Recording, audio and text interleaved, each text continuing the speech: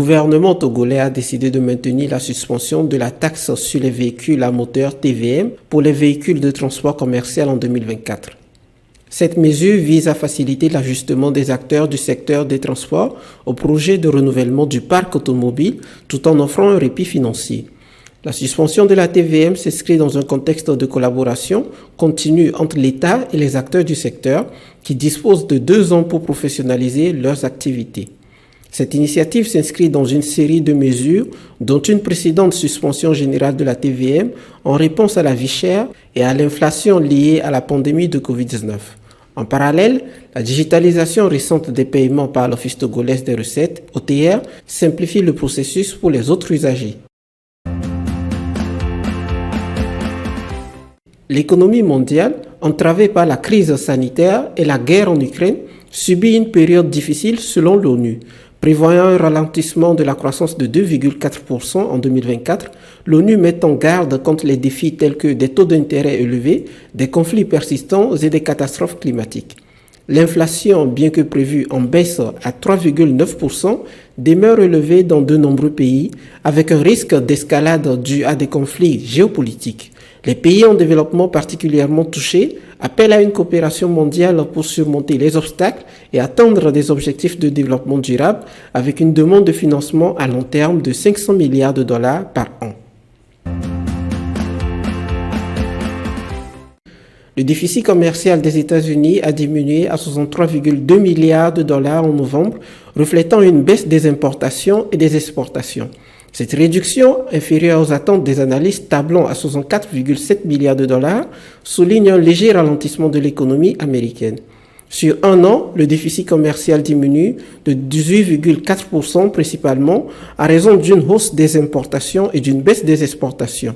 Les échanges avec la Chine, l'Union européenne, le Mexique et le Vietnam présentent des dynamiques variées, mais le déficit global montre une tendance à la modération influencée par la trajectoire de la demande et la croissance nationale et internationale.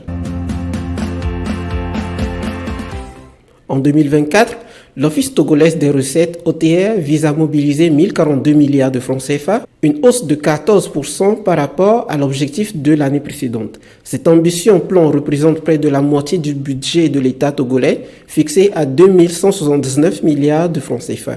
Les prévisions de recettes fiscales de l'OTR, contribuant à plus de 81% de recettes budgétaires, attendues à 1279 milliards de francs CFA, jouent un rôle crucial dans l'appui au budget général. Le reste du financement provient des recettes non fiscales, dont emprunts et ressources de trésorerie, soulignant la diversité des sources pour atteindre un budget global de 2175 milliards de francs CFA.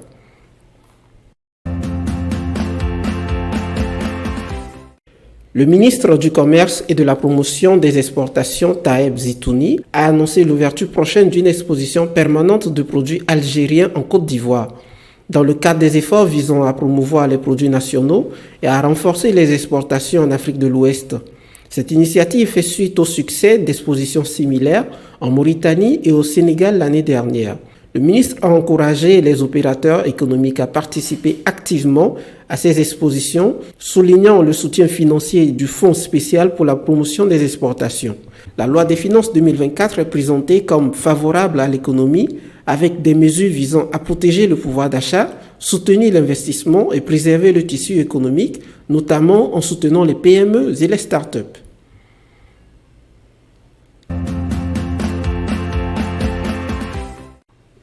La relation commerciale entre le Maroc et la Mauritanie est tendue en raison d'une augmentation soudaine de 171% des droits de douane au passage frontalier d'El Guerguera. Les transporteurs marocains se trouvent bloqués, entraînant des répercussions sur l'approvisionnement en fruits et en légumes en Mauritanie. Les tarifs triplés ont perturbé les flux commerciaux entre les deux pays et mis en danger les échanges au sein de la CEDEAO. La hausse des coûts de dédouanement, passant de 1 600 à 4 600 euros par camion, a créé une pression financière sur les exportateurs, incitant certains à recourir à des alternatives telles que la livraison maritime. Les consommateurs mauritaniens subissent déjà une hausse des prix, suscitant la colère du Forum du consommateur mauritanien qui appelle à des mesures immédiates pour protéger leurs droits. Affirma Capital, avec un investissement de 145 millions de dollars, dont 50 millions de dollars de Standard Bank of South Africa, soutient la Copperbelt Energy Corporation, CEC, acteur clé dans la distribution d'électricité aux mines de cuivre en Afrique centrale, recevra ces fonds pour développer ses capacités d'énergie renouvelable en Zambie et en RDC, République démocratique du Congo. Cette initiative est cruciale pour améliorer l'approvisionnement électrique dans les deux principaux pays producteurs de cuivre en Afrique, répondant aux besoins des compagnies minières et contribuant aux objectifs de transition énergétique.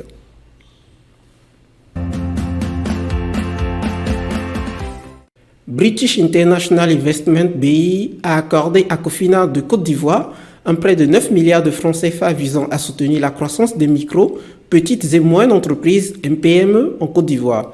Cette initiative facilitera l'accès au financement pour les PME, crucial dans un pays où près de 3/4 des entreprises considèrent le financement comme une contrainte majeure. Cofina Côte d'Ivoire, en tant qu'acteur de la mésofinance, offre une solution pour combler le fossé entre la microfinance et la banque traditionnelle, contribuant ainsi à l'inclusion financière. L'accord s'aligne avec les objectifs de développement durable des Nations Unies, en particulier l'égalité des sexes au DD5 et la croissance économique au DD8, et s'inscrit dans le cadre du 2X Challenge pour l'autonomisation économique des femmes.